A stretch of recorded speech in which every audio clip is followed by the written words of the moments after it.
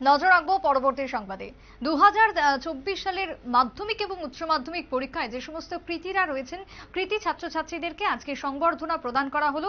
শুক্রবার উদয়পুরে একটি বিশেষ আয়োজন অনুষ্ঠানের মধ্য দিয়ে সংবর্ধনা আয়োজন করলো উদয়পুর পৌর পরিষদের পক্ষ থেকে। পৌরপিতা শীতল চন্দ্র মজুমদার ছিলেন যাদের হাতে এই বিশেষ সংবর্ধনা প্রদান করা হয়েছে। তার সঙ্গে স্কুল শিক্ষক শিক্ষিকারা উপস্থিত ছিলেন। 2024 সালের মাধ্যমিক এবং উচ্চ মাধ্যমিক, যদিও আজকে সমস্ত কৃতীদের যে সার্টিফিকেট, সেই সার্টিফিকেট প্রদান করা হয়েছে। বিদ্যালয় থেকে তারা সংগ্রহিত করেছেন সমস্ত সার্টিফিকেট। অন্যদিকে আজকের বিশেষ অনুষ্ঠানের আয়োজন করা হয় উদয়পুর পৌর পরিষদের পক্ষ থেকে। এই অনুষ্ঠানে উপস্থিত ছিলেন শীতল চন্দ্র মজুমদার, পুরপিতা, সহকারী মুখ্য কার্যনির্বাহী আধিকারিক জেকলো দেববর্মা থেকে শুরু করে অন্যান্য বিশিষ্টরা। অনুষ্ঠানে উচ্চ মাধ্যমিকের সম্ভাব্য তালিকায় যারা কৃতীরা রয়েছেন, রমেশ বিদ্যালয়ের দুজন 10ম স্থান অধিকারী, তাদেরকে যেরকম সংবর্ধনা দেওয়া হয়, ঠিক তার পাশাপাশি মাধ্যমিক পরীক্ষাতেও যারা ভালো ফল করেছে তাদের প্রত্যেককে আজকে এই সংবর্ধনা প্রদান করা হলো। উদয়পুর থেকে কি বক্তব্য উঠে এসেছে শুনুন।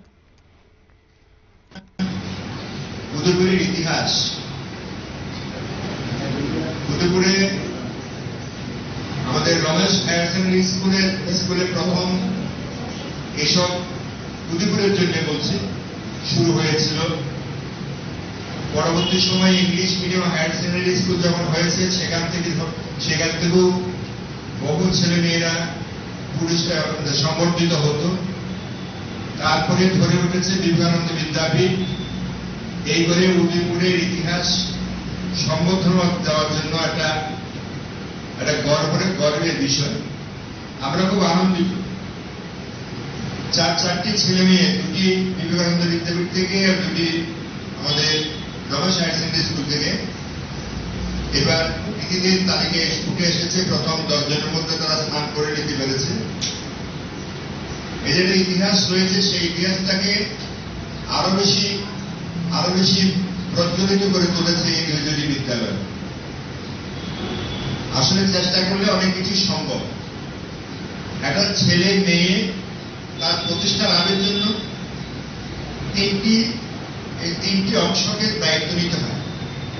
প্রথমত ছাত্রছাত্রীরা নিজেরা, ছেলে মেয়ে নিজেরা যদি 100% দায়িত্ব আমরা ভাগ করি, তাইলে তাদেরকে 50% শেয়ার করতে হয়।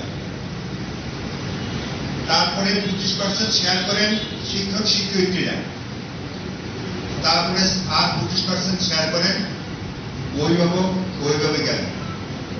এটাই রীতি। যে যতই চেষ্টা করি না কেন আমরা, ছেলে মেয়েরা যদি ভালো প্রস্তুতি নিয়ে সেটা যদি খাতায় উপহার দিতে না পারে, তাইলে তার এই পারফরমেন্সটা উঠে আসে না।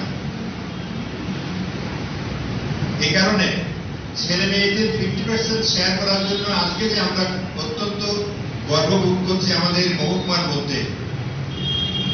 আগামী দিনও যাতে আমাদের এই মহকুমাতে আরো বেশি ছেলে মেয়েকে আমরা ত্রিপুরা বোর্ড অফ সেকেন্ডারি এডুকেশনে একটা কৃতিত্বের জায়গায় যাওয়ার জন্য আমরা সংগঠিত করতে পারি, আমরা সেই দিকে আমরা চেয়ে থাকবো।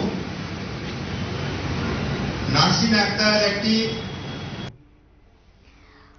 পুরপিতা শীতল চন্দ্র মজুমদারের বক্তব্য আপনারা শুনলেন। বিশেষ করে আজকের এই অনুষ্ঠানের মধ্য দিয়ে সকলকে সংবর্ধনা প্রদানের উদ্দেশ্য হচ্ছে আগামী দিনে ভবিষ্যতে যাতে প্রত্যেকে এগিয়ে চলে এবং যারা মাধ্যমিক উচ্চ মাধ্যমিক দেবে আগামী বছর, তাদের ক্ষেত্রেও যাতে ভালো রেজাল্ট করার, ভালোভাবে পড়াশোনা করে জীবনে এগিয়ে চলার প্রবণতা তৈরি হয়, সেই উদ্দেশ্যকে সামনে রেখে এই বিশেষ আয়োজন। তবে এই আয়োজনে সকলের উপস্থিতি এবং সকলের মধ্যে উৎসাহ ছিল লক্ষণীয়। ছোট্ট বিরতির পর ফিরবো, সঙ্গে থাকুন।